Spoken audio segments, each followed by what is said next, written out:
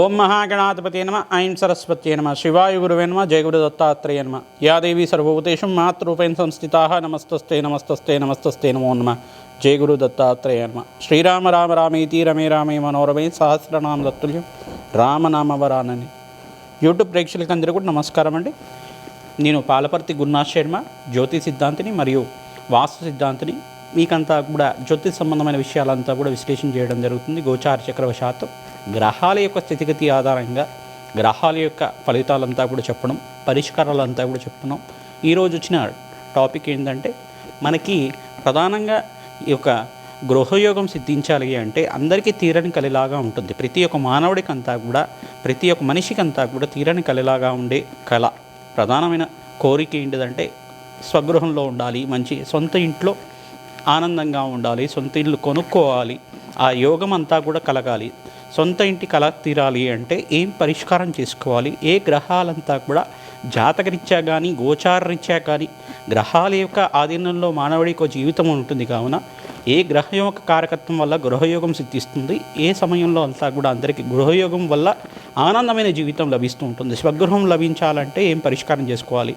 ప్రధానంగా ఇల్లు అనేది కాకుండా స్థిరాస్తి, ప్రధానంగా చూసుకుంటే స్థిర ఐశ్వర్యం కానీ, స్థిరాస్తి సిద్ధించడానికి కానీ, మరియు భూసంపద సిద్ధించడానికి కానీ ఎటువంటి గ్రహాలంతా కూడా కారకత్వం అవుతాయి. ఆ పరిష్కారం అంతా కూడా చేసుకుంటే, సులభమైన పరిష్కారాలు చేసుకుంటే కనుక శీఘ్రంగా ఐశ్వర్యయోగము సిద్ధించి ధనాదాయం పెరిగి స్థిర గృహం అంతా కూడా లభించడానికి, స్వగృహం లభించడానికి పరిష్కారం అంతా కూడా విశేషంగా అంగారకుడు యొక్క కారకత్వాలు చెప్పుకుంటూ, ప్రధానంగా అంగారకుడు అంతా కూడా భూమి కారకుడు, భూమి యొక్క పుత్రుడు.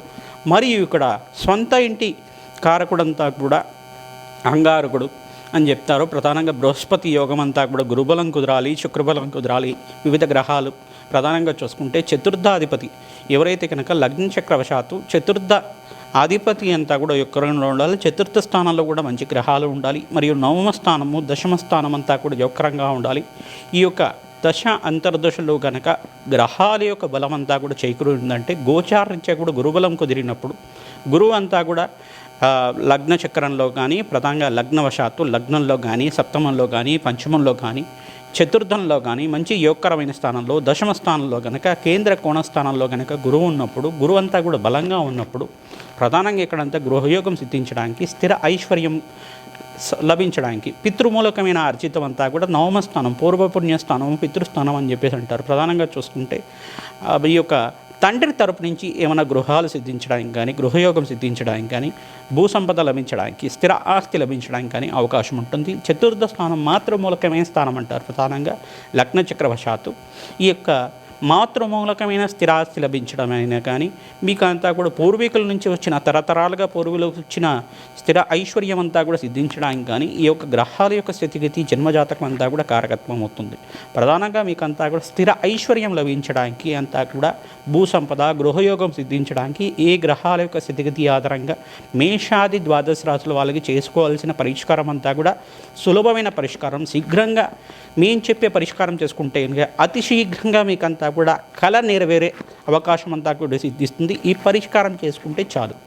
మిగతా అంతా కూడా గ్రహ దేవతల అనుగ్రహం వల్ల, జగన్మాత అనుగ్రహం వల్ల, ప్రధానంగా చూసుకుంటే మేము చెప్పే ఈ యొక్క ఇతిహాసం ప్రధానంగా చూసుకుంటే పురాణ ఇతిహాసం అంతా కూడా చెప్తున్నాము. ఆ పురాణ ఇతిహాసం వినడం చేతనే మీకంతా కూడా గృహయోగం సిద్ధించడానికి, భూసంపద లభించడానికి అవకాశం ఉంటుంది. ప్రధానంగా ఇక్కడంతా కూడా భూవరాహస్వామి చరిత్ర అంతా కూడా చెప్పడం జరుగుతుంది.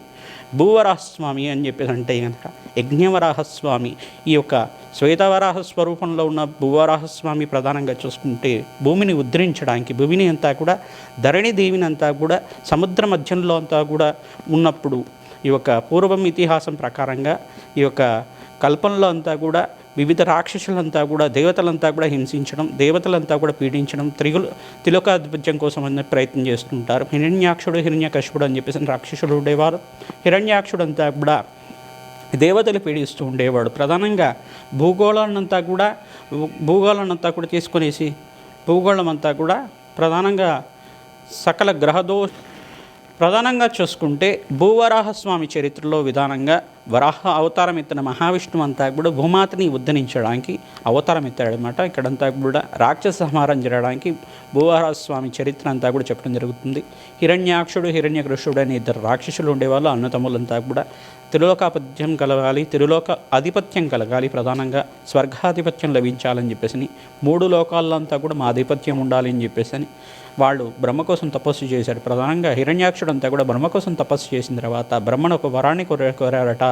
ప్రధానంగా చూసుకుంటే బ్రహ్మను ఎటువంటి వరాన్ని కోరాడని చెప్పేసి అంటే హిరణ్యాక్షుడు అంతా కూడా మీరంతా నాకు మరణం లేకుండా వరం కావాలి, లేదంటే కనుక ఏ దేవతతో కానీ ఎటువంటి అస్త్రాలతో కానీ శస్త్రాలతో కానీ ఎటువంటి మంత్రంతో అయినా కానీ ఎటువంటి దేవతతో అయినా కానీ యక్షులతో కానీ కిన్నెరతో కానీ కింబుషులతో కానీ గంధర్వులతో కానీ దేవతలతో కానీ ప్రతి ఒక్క మానవుడితో అయినా కానీ దానవులతో అయినా కానీ ఎటువంటి మనిషితో అయినా కానీ మరణం లేకుండా కావాలి, మరియు నాకు ఎటువంటి మరణం లేకుండా అమరత్వం వచ్చే విధంగా పరం కావాలి అని చెప్పేసి అంటే అమరత్వం వచ్చే స్థితి నీకంతా కూడా లేదు కావున మరణం అనేది అందరికీ పుట్టిన వాడికి గిట్టక తప్పదు అని చెప్పి బ్రహ్మదేవుడు చెప్పడం అంతా కూడా జరుగుతుంది. ఇక్కడ హిరణ్యాక్షుడు అంతా కూడా రాక్షసుడు ప్రధానంగా తెలివితో ఆలోచించి ఒక వరాన్ని అడుగుతాడు అనమాట. ఒక మనిషి శరీరంగా ఉండాలి, అది ఒక వరాహ రూపంలో ఉండాలి, శరీరం అంతా కూడా మానవ శరీరంతో ఉండాలి, వరాహ రూపంలో ఉండే మనిషితోటి నాకంతా కూడా మరణం కలగాలి అని చెప్పేసి అట్లా ఉండదు. కాబట్టి సృష్టిలో అంతా కూడా అటువంటి మనుషులంతా కూడా ఉండరు కాబట్టి అటువంటి మరణం కావాలి అని చెప్పేసి అడుగుతుంటారన్నమాట. ఆ వరం దొరికిన తర్వాత బ్రహ్మ వరంతో శక్తివంతుడైన ఆ రాక్షసుడంతా కూడా మానవులంతా కూడా హింసించడం జరుగుతూ ఉంటుంది. ఋషులనంతా కూడా యజ్ఞాధికృతులు చేయకుండా హింసించడం జరుగుతూ ఉంటుంది. తద్వారా అంతా కూడా ఇక్కడ దుఃఖం అంతా కూడా పొందుతారు, మానవులంతా కూడా పొందుతూ ఉంటారు. ఇక్కడ దుఃఖాలంతా కూడా పొందుతూ ఉంటారు. ఈ యొక్క ఇతిహాసం అంతా కూడా జరిగినప్పుడు దేవతల నుంచి ఆధిపత్యం లభించాలి అంటే భూమాతనే కారణం అవుతుంది. కావున ఆ భూగోళాన్ని అంతా కూడా తీసుకెళ్ళి సముద్ర మధ్యంలో అంతా కూడా దాచిపెడతాడనమాట.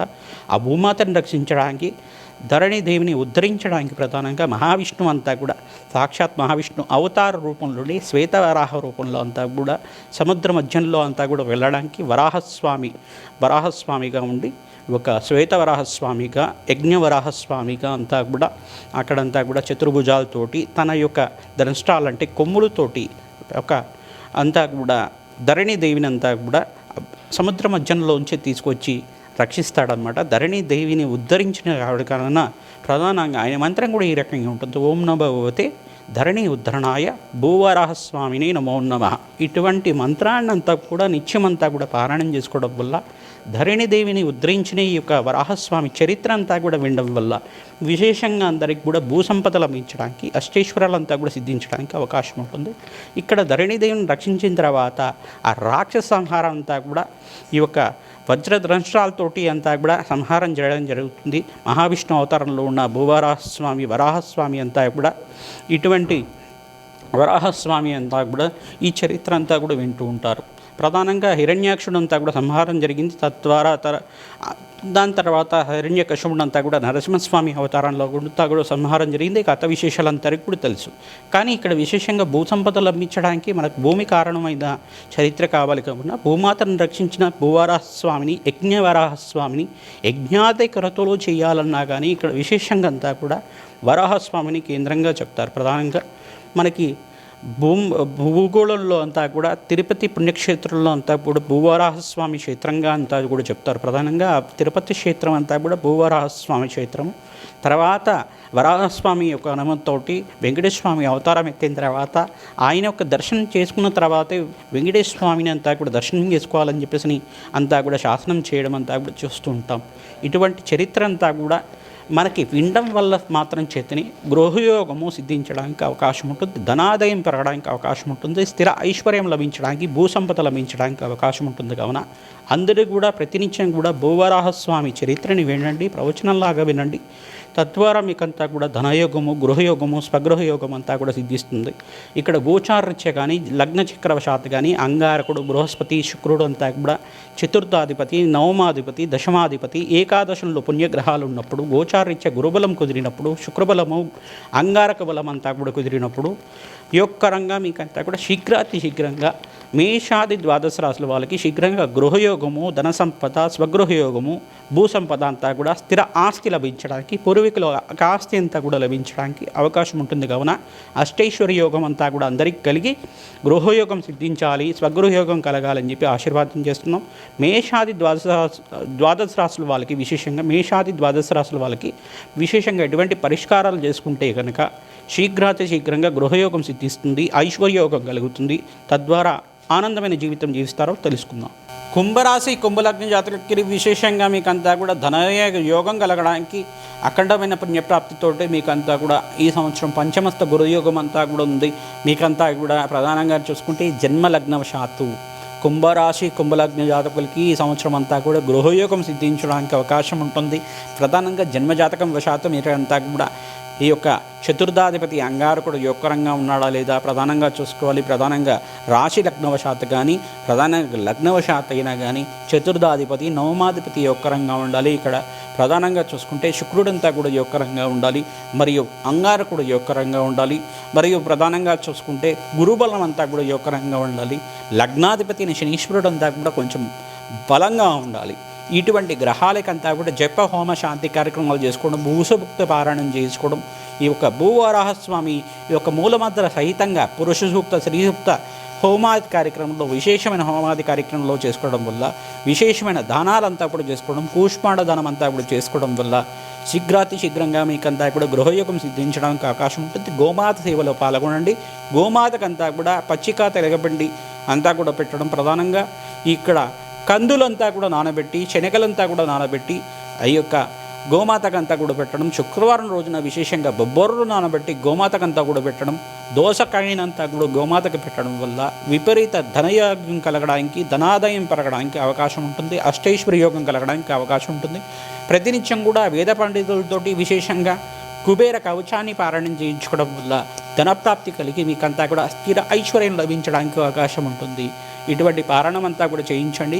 జప హోమ శాంతి కార్యక్రమంలో పాల్గొనడం వల్ల, భూవరాహస్వామి ఒక చరిత్రను వినడం వల్ల, సుబ్రహ్మణ్య స్వామి మూలమంత్ర సహితంగా హోమాది కార్యక్రమంలో పాల్గొనడం వల్ల విపరీత ధనప్రాప్తి కలిగి మీకంతా కూడా సమయంలో లోన్స్ లభించి మీకంతా కూడా గృహయోగం సిద్ధించడానికి అవకాశం ఉంటుంది. జయ గురు దత్తాత్రేయ.